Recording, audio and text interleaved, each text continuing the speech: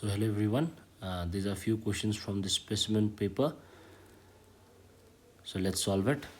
So यहाँ फर्स्टमा भन्दैछ ABCD are 4 points. Okay. And a hemispherical curve placed inverted on the ground. BC को diameter देख्छ 360. That means diameter को value तपाईलाई कति देख्छ 360 centimeter. That means radius will be half of this, right? 180 centimeter. चलो अनि यसलाई तपाईले मिटरमा कन्भर्ट गर्दा पनि भयो. That is 1.8 metre. ठिक छ.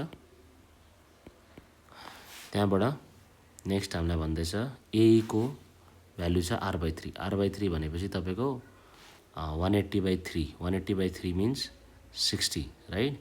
That means 0.6. ओके, यो पनि याद राखौँ हामीलाई, हैन? चाहिन्छ. देन स्पेरिकल मास छ 500 ग्राम्स, सरी. सो मासको भ्यालु तपाईलाई देख्छ 500 ग्राम्स. सो जहिले पनि एसआई युनिट्स कन्भर्ट गर्नु पर्यो. So this will be 0.5 kg. Okay. अनि भन्दैछ slides down the smooth surface of the curve. मतलब त्यो मास जुन चाहिँ छ त्यो मास चाहिँ यसरी स्लाइड डाउन हुँदैछ smooth surface of the curve. ठिक छ. ओके. अब assuming that there is no loss, calculate potential energy at A. पहिला चाहिँ एमा पोटेन्सियल एनर्जी भनेको छ. सो फर्स्ट पार्ट पोटेन्सियल एनर्जीको फर्मुला के हो? सो यस्तोमा अत्तालिनु हुँदैन ल, सजिलै हुन्छ क्वेसन. इक्जाममा पनि अलिकति डिफ्रेन्ट खालको आयो भने अत्तालिनु हाल्नु, कन्सेप्ट त्यही हुन्छ ल. सो मासको जग्गामा 0.5, हैन? स्मल जीको भ्यालु उनीहरूले 10 लिनु भनेको छ क्वेसनमा. अनि हाइट भनेपछि अब त फिलहाल त डल्लै हाइटलाई लिनु पर्यो, हैन? सो डल्लै हाइट भनेको रेडियस. सो रेडियस कति छ 1.8. ठिक छ. चलो. सो यो क्यालकुलेसन पार्ट चाहिँ तपाईले सल्भ गर्नु सजिलै छ. अब सेकेन्डमा म जान्छु अनि यसलाई सल्भ गर्नु. तपाईले सल्भ गरेर यसको 9 जुल आउँछ ल. चलो अगाडि बढौँ. स्पिड एट पोइन्ट बी भन्दैछ. अब बीमा स्पिड अन्त अब हेर बी को त पोटेन्सियल चाहिँ 0 हुन्छ है ल, बिकज यो कहाँ छ ग्राउन्डमा छ, हैन? So potential energy at A with respect to B भन्दैछ. सो बी को त 0 हुन्छ, त्यही भएर तिमीले 9 joule with respect to B लेख्दा भइहाल्यो. ठिक छ. अनि अगाडि बढौँ. स्पिड एट बी भन्दैछ, हैन? अब बी त यहाँ छ. अब एनर्जी लस भएको छैन क्लियरली भन्दैछ.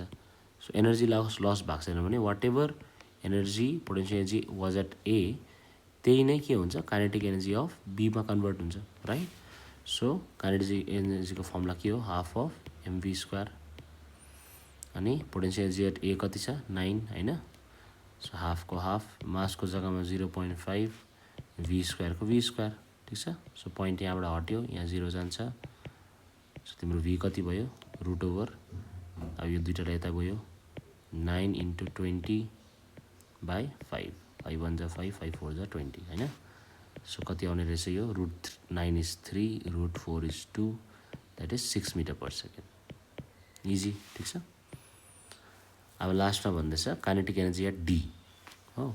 अब हामीले डी को कुरा गर्यो भने यो पोइन्ट ई जुन चाहिँ छ, यो पोइन्ट ई र पोइन्ट डी त के हो?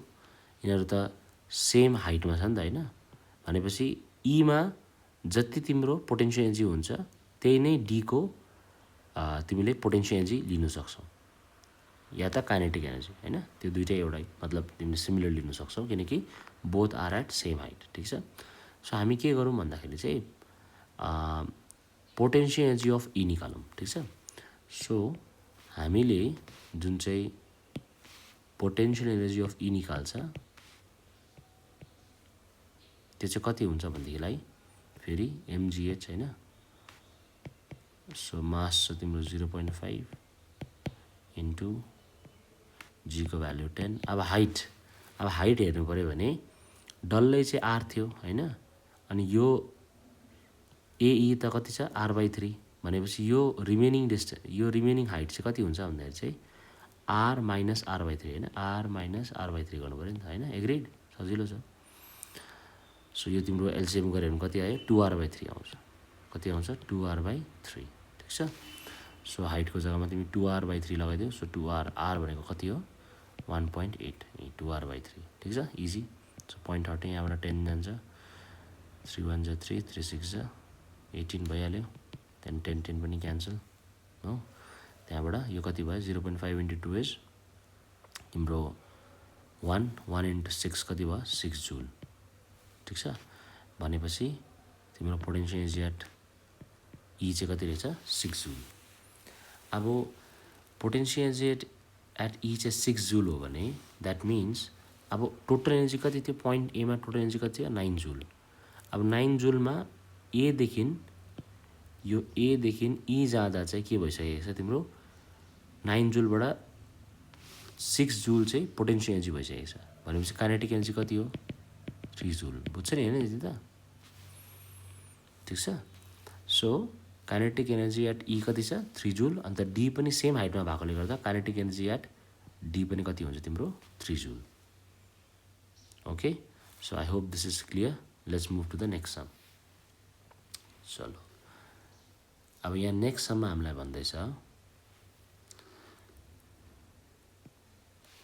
The diagram shows the output of AC generator if the speed of AC generator is doubled. Speed double हुँदैछ, ठिक छ। स्पिड भनेपछि चाहिँ ओमेगा, किनकि एसी जेनेरेटरमा तिमीले याद गर एसी जेनेरेटरमा यो छ main epsilon equals to epsilon naught sine of omega T हैन। सो यो हो नि त यसको एङ्गुलर स्पिड, बुझ्यो। सो जब कोइल रोटेट गर्छ तब चाहिँ एङ्गुलर स्पिड हुन्छ ओमेगा, ठिक छ। सो फर्स्टमा भन्दैछ हामीलाई ओमेगा डबल गऱ्यो भने what will be the effect on physical quantity A. So A को रहेछ यो ए के हो इएमएफ को पिक भ्याल्यु हैन। ए को इएमएफ को पिक भ्याल्यु मतलब तिम्रो या त इएमएफ को भ्याल्यु भनौँ न हैन, यो यसको value. So what will happen to epsilon if omega is doubled भन्यो भने सिम्पल एन्सर डाइरेक्टली रिलेटेड छ यिनीहरू दुईजना। सो फर्स्टको एन्सर हुन्छ even A will be doubled, easy है। त्यहाँ क्लियरली एक्सप्रेसन यहाँ मैले दिइहालेको छु। Then what will be effect on physical quantity B. B भनेको को रहेछ टाइम, ठिक छ। अब यो रिलेसन पनि तिमीले हेर्नु नोट्समा पनि छ omega equals to 2π/t that is 2π/t भनेको टाइम पिरियड, ठिक छ। अब तिमीले टाइम पिरियडलाई यता लैजाऊ, सिम्पल छ यो त। सो त्यो अरू यहीँबाट ओमेगा र टी कसरी रिलेटेड छ इन्भर्सली हैन। सो यसरी लेख्दा पनि भयो T is inversely related to omega. So जब तिमीले ओमेगालाई डबल गर्छौ हैन, एकर्डिङ टु क्वेसन ओमेगालाई के गर्यो डबल गर्यो। सो जब तिमीले ओमेगालाई डबल गर्छौ सो टाइम पिरियड चाहिँ के हुन्छ हाफ हुन्छ, बिकज इन्भर्स रिलेसन छ नि त हैन यहाँनिर। सो इन्भर्स रिलेसन भएकोले गर्दा तिम्रो टाइम पिरियड चाहिँ के हुन्छ हाफ हुन्छ, ठिक छ, इजी। अनि गिभ यो रिजन भन्यो भने यही रिजनै लेख्नुपर्छ ल। अब लास्टसम्म जाउँ। यो चाहिँ तपाईँहरूको साथीले नै पठाएको क्वेसन हो ल। सो जति तपाईँले डाउट्स पठाएको छ मैले सबै नै सल्भ गरिदिएको छु। ओके, यो पनि इन्ट्रेस्टिङ छ। अब यहाँनिर भन्दैछ तपाईँहरूलाई नम्बर अफ न्युट्रोन्स दिएको छ यहाँनिर, नम्बर अफ प्रोटोन्स दिएको छ यहाँनिर, ठिक छ। अनि हामीलाई के भन्दैछ यहाँ तिम्रो identify the radioactive radiation emitted when C decays into E. So C चाहिँ केमा डिके हुँदैछ ईमा हैन। यो हुँदा चाहिँ कुन चाहिँ रेडिएसन एमिट हुन्छ भन्दैछ। अन्त यसलाई न्युक्लियर रियाक्सनले पनि रिप्रेजेन्ट गर्नु रहेछ, ठिक छ। अब हेर ल ध्यानसँगले हेर, सीदेखि डी जाँदा के हुँदैछ नम्बर अफ प्रोटोन्स बढ्दैछ हैन। सो पहिला सी को लागि चाहिँ नम्बर अफ प्रोटोन्स यहाँ थियो भने ई को लागि चाहिँ नम्बर अफ प्रोटोन्स यहाँ छ, बुझ्दैछौ। सो भनेपछि नम्बर अफ प्रोटोन्स के हुँदैछ सीदेखि ई जाँदा बढ्दैछ। अब एमिसन त दुई खालको त हुन्छ, एउटा चाहिँ तिम्रो अल्फा एमिसन हो, अर्को बिटा एमिसन हो। गामामा त चेन्जै हुँदैन राइट। सो जब पनि एउटा एलिमेन्टलाई तिमी लिन्छौ, म यहाँ लेखिदिइरहेको छु, जब पनि तिमी एउटा एलिमेन्टलाई लिन्छौ हामीलाई अलरेडी याद छ जब अल्फा एमिसन हुन्छ द्याट इज He2 4 त्यति बेला चाहिँ तिम्रो यहाँनिर अच्छा यो माथिको हाम्रो मास नम्बर हुन्छ right. So mass number and atomic number.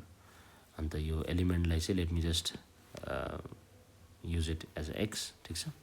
Okay, अब के भयो अल्फा डिके हुँदाखेरि mass number decreases by 4। I know त कतिजनालाई यो अलरेडी याद छ, सजिलो पनि छ, तर यो क्वेसनसँग रिलेट गर्नुपर्छ है ल। अब हेर ल के भयो तिम्रो जब पनि अल्फा पार्टिकल एमिसन हुन्छ के हुँदैछ नम्बर अफ प्रोटोन्स त घट्छ नि त हैन। यी नम्बर अफ प्रोटोन्स के भयो घट्यो, तर यहाँ त के हुँदैछ नम्बर अफ प्रोटोन्स त बढ्दैछ। सीदेखि ई जाँदा नम्बर अफ प्रोटोन्स के हुँदैछ इन्क्रिज हुँदैछ नि त हैन। यहाँ यति थियो लेट्स से 92 थियो, अब 95 भयो। भनेपछि बढ्दैछ। सो अल्फा डिके त होइन यो, बुझ्यौ? सो इट इज बिटा डिके। ल भनेपछि यो के हो? बिटा डिके हो। ओके, त्यहाँबाट तपाईँले एउटा एक्सप्रेसन लेखिदिनुहोस्। अनि यहाँनिर एक्ज्याक्ट भ्याल्यु पनि हामीले लेख्न सक्छ, द्याट इज किनकि यहाँ सबै अब ग्राफमा त हो होइन। सो एक्ज्याक्ट भ्याल्यु पनि हामीले लेख्न सक्छ। लेट मी जस्ट, अब जस्तो कि यहाँ तिमीले हेऱ्यो भने यो 90 हो भने 91, 92, 92, 93 हेर है। त्यहाँबाट यसको चाहिँ तपाईँको कति छ? यो 145, त्यहाँ चाहिँ 146 है, सीदेखि नै आउँदा। ठिक छ। सो नम्बर अफ प्रोटोन पनि 1ले बढ्यो, नम्बर अफ न्युट्रोन चाहिँ 1ले घटेको छ। ठिक छ होइन? सो 140। अच्छा, यसलाई जस्ट रिप्रेजेन्ट गरौँ हामी। सो जब तपाईँले सी लेख्नुहुन्छ, बिकज यहाँनिर भनेको छ न्युक्लियर रियाक्सन पनि देखाऊ भनेर होइन।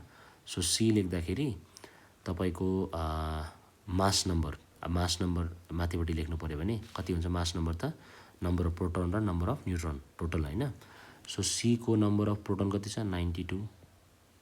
अनि नम्बर अफ न्युट्रोन हेऱ्यो भने कति छ? 146। यो चाहिँ सी को है। ल दुईटालाई टोटल गऱ्यो भने कति भयो? 6, 7, 8 अनि 9 + 4 गर्दा 13, 1 क्यारी 238 होइन। 230 भनेपछि युरेनियम रहेछ है यो। ओके, अन्त यता नम्बर अफ प्रोटोन कति छ? 92। युरेनियम रहेछ यो सी एलिमेन्ट होइन। त्यो चिनी पनि हाल्यो हामीले। अनि यतापट्टि चाहिँ कुन चाहिँ इमिसन भएको रहेछ? बिटा इमिसन। बिटा इमिसन भने के हो? यस्तो होइन। सो मास नम्बरमा के चेन्ज आउँछ? आउँदैन। त्यहाँदेखि नम्बर अफ प्रोटोन चाहिँ 92 थियो, माइनस अफ माइनस के हुन्छ? प्लस। अब यो त बेसिक्स हो होइन। यो चाहिँ के भने? एलिमेन्ट ई। ठिक छ। अनि योसँग तपाईँको न्युट्रिनो पनि रिलिज हुन्छ। ठिक छ। So this is your answer. आएर कति मजाको क्वेसन छ ल। अब सो त्यही भएर नअत्तालिनु, कन्सेप्ट त्यही हुन्छ, अलिकति यताउति घुमाएर दिएको हुन्छ ल। ओके, अब यहाँ भन्दैछ what is the special name given to element D and E. अब डी र ईलाई स्पेसल, अब यहाँ डी र ईको के छ? सेम नम्बर अफ प्रोटोन्स छ। डी र ईको हेर्दा हुन्छ यहाँनिर। So D and E have same number of protons. So यसलाई हामीले के भन्छ? आइसोटोप्स होइन। Isotopes. Okay, lastly if element C transfers into B. अब सी केमा हुँदैछ? बीमा हुँदैछ होइन। अब सी बीमा हुनु भने के हुन्छ? नम्बर अफ प्रोटोन्स घट्दैछ, देखिरहेको छ है। बीको कति छ नम्बर अफ प्रोटोन्स? 90 छ। सो नम्बर अफ प्रोटोन्स घट्नु भनेको चाहिँ के हो? फेरि अल्फा हो। ठिक छ। भनेपछि तिम्रो अन्त यहाँ हेर है, रियाक्सनहरू केही लेख्नु भनेको छैन। लेख्नु भनेको भए लेख्दा हुन्थ्यो, तर यहाँ भन्दैछ सीदेखि बीमा ट्रान्सफर भयो by emitting a radio active रे। भनेपछि यो कुन चाहिँ रे रहेछ? तिम्रो अल्फा रे रहेछ। ठिक छ होइन। बिकज नम्बर अफ प्रोटोन के हुँदैछ? घट्दैछ। अब हाउ विल दिस रे बिहेभ इन इलेक्ट्रिक फिल्ड? अब अल्फा रे त के हो? पोजिटिभ हो। अब पोजिटिभ कतापट्टि जान्छ? नेगेटिभपट्टि। So positive moves to negative plate. ठिक छ। बिकज इलेक्ट्रिक फिल्ड भनेको त तिमीले बुझ्छ नि होइन। यो त हामीले गरिसकेको छ, हेर गरेकै छ, तर अलिक डिफ्रेन्ट वेमा सोध्छ। यस्तो गरेर क्या इलेक्ट्रिक फिल्ड हामीले राख्थ्यो, त्यहाँदेखि यहाँबाट एमिसन हुन्थ्यो। सो अल्फा यो पोजिटिभ हो, यो नेगेटिभ हो भन्यो भने त तिम्रो जुन चाहिँ अल्फा छ त्यो त कतापट्टि जान्छ? यतापट्टि नेगेटिभपट्टि जान्छ होइन। यो गरेकै है। Okay, so alpha moves to negative plate. Okay, so यस्तो हुन्छ। अनि यसलाई नेटतिर नहेर्नु, बिकज नेटमा 1-2वटा एन्सर्सहरू रङ पनि दिएको हुन्छ, बुझ्यौ? त्यही भएर आई होप क्लास 11मा पनि म तिमीहरूलाई पढाउने एउटा अवसर पाउँछु। ठिक छ। एनिवे, बेस्ट विसेस सबैजनालाई। Let me pray a short prayer ल फर अल अफ यु। प्रभु, म तपाईँलाई धन्यवाद दिन्छु। जति पनि नानीहरूको आज इक्जाम छ, तपाईँको शान्तिले भर्नुहोस्। उनीहरूले पढेको हरेक कुराहरू उनीहरूलाई असल प्रकारले याद हुन सकोस्। स्ट्रेसको कुराहरू हटाइदिनुहोस्, एन्जाइटीको कुराहरू हटाइदिनुहोस्, इक्जामको फियरको कुराहरू हटाइदिनुहोस्। तपाईँको शान्तिले हरेकको जीवनलाई यति बेला रुल गरेको होस्। अनि प्रभु, यिनीहरूलाई स्वास्थ्य दिनुहोस्। यिनीहरूले इक्जाम लेख्दै गर्दा यिनीहरू नअत्तालिएको होस्। पढेको हरेक कुराहरू रिमाइन्ड गर्नमा तपाईँले मद्दत गर्नुहोस् प्रभु। अनि यिनीहरूको इक्जाम्स असल भएर हामी तपाईँलाई महिमा दिन सकौँ। धन्यवाद। एक-एकलाई तपाईँ येशूको रगतमा लाउँछु। धन्यवाद, धन्यवाद। महिमा तपाईँलाई होस् येशू क्रिस्टको नाउँमा। Amen. Okay, God bless you everyone. Best wishes.